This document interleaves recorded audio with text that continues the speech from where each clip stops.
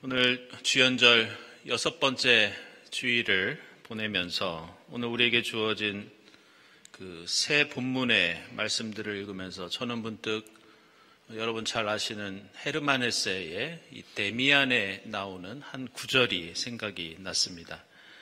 그것은 이 데미안이 싱클레어의 책에 꽂아준 메모에 있던 내용인데 여러분도 한 번쯤은 들어보셨을 법한 그런 내용입니다. 제가 읽어보면 새는 알에서 나오기 위해서 몸부림친다. 알은 세계이다. 태어나려고 하는 자는 누구든지 하나의 세계를 파괴하지 않으면 안 된다. 그 새는 신을 향해 날아간다. 바로 이 대목입니다. 지난 주일에 말씀드린 것처럼 이 주연절에 우리가 주님의 공생애를 기념하고 기억하는 데에는 다음과 같은 의미가 있습니다. 우리의 신앙이 나의 세계에만 갇혀 있는 것이 아니라 우리는 매일 나의 세계를 부수고 심고 다시 세워야 합니다. 우리가 극복해야 할 우리를 둘러싼 나의 세계는 죽음과 고난에 대한 걱정과 불안, 내가 자랑하는 나의 지식과 경험과 능력, 세상 즐거움을 향한 우리의 욕심과 이기심, 그리고 그에 따른 세상의 갈등과 폭력, 이것이 우리를 둘러싸고 있는, 우리를 가두고 있는, 우리가 깨야 할 알과 같은 나의 세계라고 하겠습니다. 우리는 이 땅에 하나님 나라를 이루고 부활 생명을 향해 나아갈 수 있고 그것을 위해서 이 과정을 겪어야 한다는 것이 오늘 우리가 읽은 예레미야서와 고린도전서와 누가복음서의 핵심적인 내용입니다. 먼저 오늘 고린도전서 15장은 사도 바울이 고린도 교회를 향해서 예수 그리스도의 부활에 대해서 가르치고 있습니다. 부활은 그리스도교 신앙에서 가장 중요한 주제이기 때문에 사도 바울이 이렇게 교회를 향해서 예수의 부활을 강조하는 것을 우리는 당연하게 여길 수 있습니다.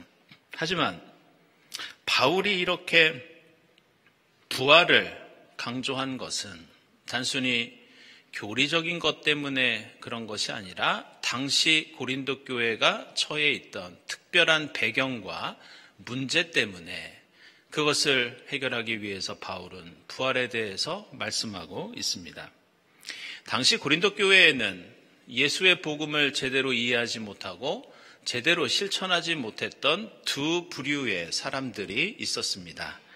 첫 번째는 열광주의자들이었고 두 번째는 예수의 복음을 지식적으로만 받아들이고 파악했던 그런 부류의 사람들이었습니다.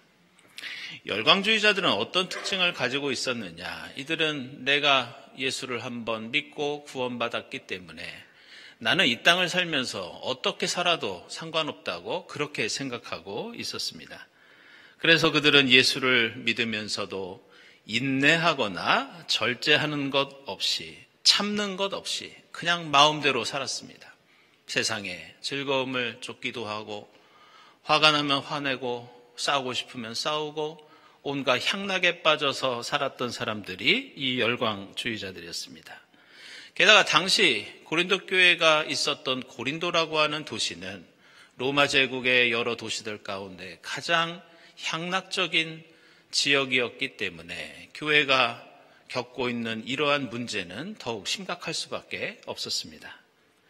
두 번째로 이런 문제는 예수 그리스도를 합리적이고 논리적인 지식으로만 믿는 사람들에게도 있었습니다. 지난 주일에 읽은 것처럼 예수의 부활은 예수의 제자들뿐만이 아니라 사도 바울을 비롯해서 초대교회에 많은 사람들이 경험한 사건이었습니다. 그러나 고린도 교회 교인들 중에는 자신의 이론과 이념과 그리스 로마의 사상을 가지고 이 부활을 판단하면서 그 부활의 주님께 자신의 삶과 신앙을 온전히 의탁하고 맡기지 못하는 그런 사람들이 교회 안에 많이 있었습니다. 그래서 사도 바울은 오늘 고린도전서에서 우리의 믿음이 나 자신의 욕망 안에만 열광주의자들처럼 머물면 안 된다고 권면합니다.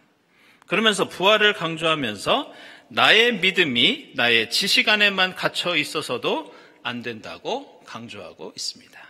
바울은 예수의 부활을 믿고 경험하고 온전히 그 예수께 우리를 의지하면서 누리고 싶은 것이 있어도 조금 절제하고 자랑하고 싶은 것이 있어도 조금 더 겸손히 나 자신을 낮추면서 이 땅에 주님 나라를 이루기 위해 힘쓰자고 그런 취지로 고린도 교회에게 편지를 쓰고 있습니다.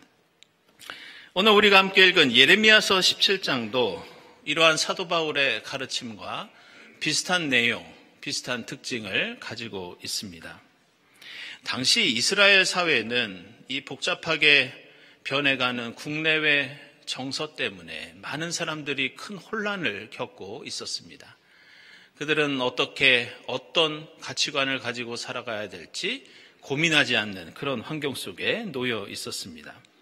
남쪽에 있는 이집트는 여전히 강대국의 위치를 점하고 있었고 북쪽에 이미 쳐들어와서 나라를 쑥대밭으로 만들었던 아시리아도 역시 강대국의 위치에 놓여 있었습니다. 그런데 이스라엘을 더욱 혼란스럽게 했던 것은 저 메소포타미아 지역에서 바벨론이라고 하는 신흥 세력이 등장하면서 이스라엘은 더욱더 큰 고민에 빠지게 됩니다. 우리는 하나님을 믿는 신앙, 이 보이지 않는 하나님께 전적으로 의지해야 하는가? 우리는 이집트와 아시리아와 바벨론 가운데 누구를 선택하고 누구를 의지하면서 살아야 하는가? 이런 고민을 가지지 않을 수 없었습니다. 그럴 때 예레미야는 오늘 말씀을 통해 오랫동안 이스라엘 백성들이 읽고 묵상했던 시편 말씀 하나를 이스라엘 백성들에게 소개하고 있습니다. 그것은 우리가 시편 교독에서 함께 읽었던 시편 1편 말씀입니다. 복 있는 사람은 악인의 꾀를 따르지 아니하며 죄인의 길에 서지 아니하며 오만한 자의 자리에 앉지 아니한다. 우리가 세상이 이렇게 혼란스럽고 아무리 불안하고 걱정이 많고 또 우리가 가지고 싶은 것 많고 채우고 싶은 욕망이 많더라도 오로지 주님 말씀 즐거워하고 묵상하는 사람은 시냇가에 심은 나무처럼 철따라 열매를 맺으며 그 잎이 시들지 아니할 것이다. 이것이 예레미야의 가르침이었습니다. 지금 당장 하나님 말씀 따라 사는 것이 재미없고 이익이 되지 않고 여러 가지 우리가 감당해야 할 어려움과 고통이 있을 수 있다. 그러나 주님 말씀을 믿고 의지하는 것은 비록 땅에 떨어져서 보이지 않는 씨앗처럼 물가에 그냥 우두커니 심겨진 나무처럼 겉으로는 답답해 보여도 그것이 사는 길이고 그것이 생명으로 이어지는 일이다. 그러나 바람에 흩날리는 쭉정이는 겉으로 보면 바람 따라 자유롭게 흩날리는 것 같지만 그것은 결국 악인이 당하는 심판이요 죽음에 이르는 일이다. 바로 이렇게 예레미야는 이스라엘이 풍전등화의 위기 속에서 뿌리 깊은 나무처럼 든든히 설 수 있는 것 오직 주님만을 의지하고 바라보는 것뿐이라고 강조하고 있습니다. 그래서 오늘 예레미야서 17장을 보시면 이런 말씀이 나옵니다. 사람을 의지하며 사람이 힘이 되어 주려니 하고 믿는 자는 저주를 받을 것이다. 앞부분에 이 말씀이 나옵니다. 여기서 사람이 힘이 된다고 할 때 사람을 가리키는 히브리어 단어가 여러 종류가 있습니다. 아담, 이시, 에노시 여러 종류가 있는데 예레미야는 평소에 잘 사용하지 않는 특별한 한 단어를 여기에서 사용합니다. 그 단어가 사람을 가리키는 바사르라고 하는 단어인데 이것은 일반적인 사람을 가리키는 것이 아니라 이 뜻이 무엇이냐? 살덩이입니다. 그래서 예레미야는 오늘 말씀에서 단순히 너희 가족이나 친구나 이웃 같은 사람을 의지하지 말라고 비판하는 것이 아니었습니다. 하나님을 믿는다고 하면서 오로지 눈으로 보이고 손에 잡히는 세상의 살덩이에 집중하는 신앙, 눈에 보이는 세상의 힘만 두려워하고 눈에 보이는 세상의 이익과 즐거움만 쫓아다니는 인생, 하나님이 말씀하신 더 높은 가치와 차원을 향해 믿고 나아가지 못하는 살덩이 같은 삶과 살덩이 같은 신앙을 예레미야는 지금 비판하고 있습니다. 그러면서 예레미야는 주님을 믿고 의지하는 사람이 복을 받는다고 하면서 오늘 말씀에서 주님을 의지하는 것이 도대체 무슨 뜻을 가지고 있는지 우리에게 분명히 말씀하고 있습니다. 그것은 오늘 7절에 나오는 주님을 믿는다는, 의지한다는 말씀인데, 예레미야는 여기에서 바타흐라는 단어를 의도적으로 사용합니다. 이게 무슨 뜻이냐? 이 바타흐는 하나님 앞에서 나는 자신 있습니다 하고 외치는 것이 바타흐라고 하는 단어 속에 담겨 있는 뜻입니다. 내 앞에 장애물이 있어도, 나를 둘러싼 알이 있어도, 어떤 어려움이 있어도 나는 주님이 있기 때문에 자신이 있습니다. 내가 추구할 이익이 있고 세상 즐거움이 있지만 나는 상관없습니다. 주님이 있기 때문에 나는 이겨낼 자신이 있습니다. 이것이 바로 예레미야가 가르쳐주는 주님을 믿는 방법, 주님을 따라가는 신앙의 방식입니다. 결국 예레미야는 이스라엘 백성을 향해서 우리가 하나님을 믿고 의지하는 것이 어떤 의미를 가지고 있는지 말씀합니다.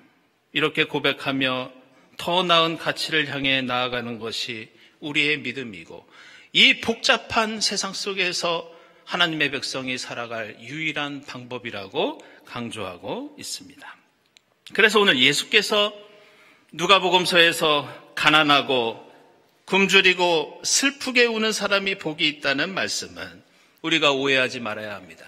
이것은 단순히 가난과 배고픔과 슬픔이 우리에게 복이 된다는 뜻이 아닙니다. 이것은 하나님 나라 복음을 위해서, 주님의 뜻을 위해서 우리가 겪어야 하는 어떤 고난도 우리에게는 부활이 있기 때문에 나는 자신 있습니다. 나는 이겨낼 수 있습니다. 이런 뜻으로 주님께서는 복이 무엇인지 우리에게 가르쳐주고 있습니다. 그래서 예수께서 오늘 말씀하실 때 주위에는 제자들이 큰 무리를 이루고 있었고, 오늘 앞부분 보시면 여러 지방에서 모여든 많은 백성들이 예수 주위에 있었습니다. 하지만 가난한 사람은 복이 있다, 하나님 나라가 너희 것이라고 하실 때 그 말씀을 듣는 사람은 주위에 있던 모든 사람들이 아니라 눈을 들어 예수를 따라서 하나님 나라를 함께 이루고자 고난받을 몇몇 제자들을 향해서만 이 말씀을 해주고 있는 것을 볼 수 있습니다. 제가 서두에서 이 데미안의 내용을 말씀드렸는데, 이 알에서 깨어나오는 동물 중에는 비단 새만 있는 것이 아니라 다른 동물들이 있는 것을 우리는 알고 있고, 저는 특별히 이 새끼 거북이가 알에서 깨어나오는 그 내용의 글을 인상 깊게 읽은 적이 있습니다. 이 어미 거북이는 알을 보호하기 위해서 바닷가 모래사장 깊은 데에 이 알을 낳는데 많게는 수백 개의 알을 낳고 파묻는다고 합니다. 그런데 그 알은 저절로 깨지는 것이 아니라 새끼 거북이가 그 알을 깨기 위해서 엄청난 노력을 기울인다고 그렇게 얘기를 들었습니다. 새끼 거북이는 알에서 나오기 전에 그것을 깨기 위해서 카벙클이라고 하는, 말이 좀 어렵습니다. 카벙클이라고 하는 임시 치아가 생긴다고 합니다. 그래서 그 치아로 알을 깨야 하는데 만약 깨지 못하면 알 속에 갇혀서 죽고 썩게 됩니다. 만약 그 알을 깨지 못하면 죽기 때문에 치아가 부러질 때까지, 때로는 그 입이 피투성이가 될 때까지 이 거북이는 노력을 기울인다는 글을 읽은 적이 있습니다. 그런데 그렇게 하면 바로 바닷가가 나오냐? 이번에는 수십 센치 두께의 모래사장을 뚫고 밖으로 나와야 합니다. 그리고 이것도 힘들어서 어떨 때는 모래를 뚫고 나오는데 일주일 이상 걸릴 때가 있다고 합니다. 모래 바깥으로 나오면 이제는 잡아먹히지 않기 위해서 바닷가를 향해서 최선을 다해서 달려나가야 합니다. 바닷속에 들어가면 이번에도 잡아먹히지 않기 위해서 가장 밑바닥에서 당분간 생활을 해야 한다고 합니다. 얼마나 이 과정이 힘들면 이 새끼 거북이는 이 과정 속에서 몸무게가 3분의 1로 줄어든다는 그런 글을 본 적이 있습니다. 이렇듯 자연의 세계도 더 나은 세상을 향해서, 동물도 생명을 향해서 이렇게 몸부림치는데 우리는 우리를 가두어 놓은 세계를 부수고 깨기 위해서 얼마나 노력하고 있는가? 우리의 신앙은 얼마나 피 흘리고 있는가? 우리는 주변의 살덩이에 만족하면서 알 속에 갇혀있는 편안하고 쉬운 신앙에 만족하고 있는 것은 아닌가? 오늘 말씀은 우리로 하여금 다시 한번 생각하게 합니다.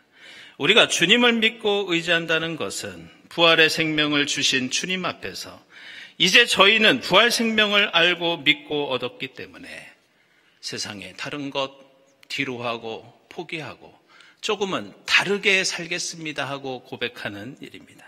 어떤 유혹과 어려움이 오더라도 저는 이겨낼 자신이 있습니다. 나의 지식과 경험과 나의 세계를 부수고 하나님 나라를 향해 나아가겠습니다.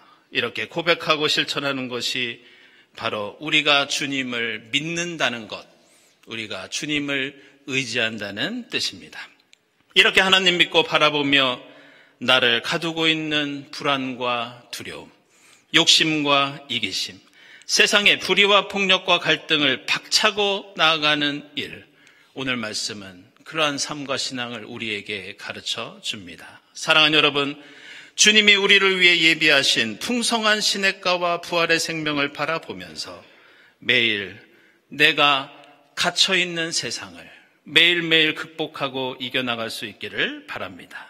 우리가 매일 드리는 기도가 세상의 염려와 불안을 떨쳐내고 매일 우리가 묵상하는 말씀이 나의 자랑과 욕심과 나의 이기심을 극복하며 주님 사랑을 실천하는 가운데 조금씩 세상을 변화시켜 나가는 것, 이것이 알을 깨고 부활 생명을 향해 나아가는 그리스도인의 모습입니다.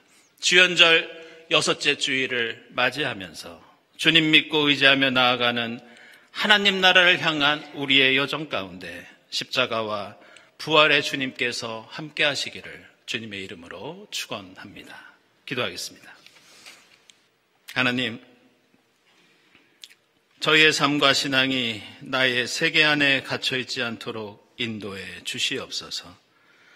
우리의 걱정과 근심, 세상 즐거움, 불안과 불신을 벗어나 매일 영원한 부활 생명을 향해 힘있게 나아가게 하옵소서. 주님 믿고 의지하는 십자가와 부활의 삶 속에 늘 기쁨과 보람이 넘치게 하옵소서. 예수 그리스도의 이름으로 기도드리옵나이다. 아멘.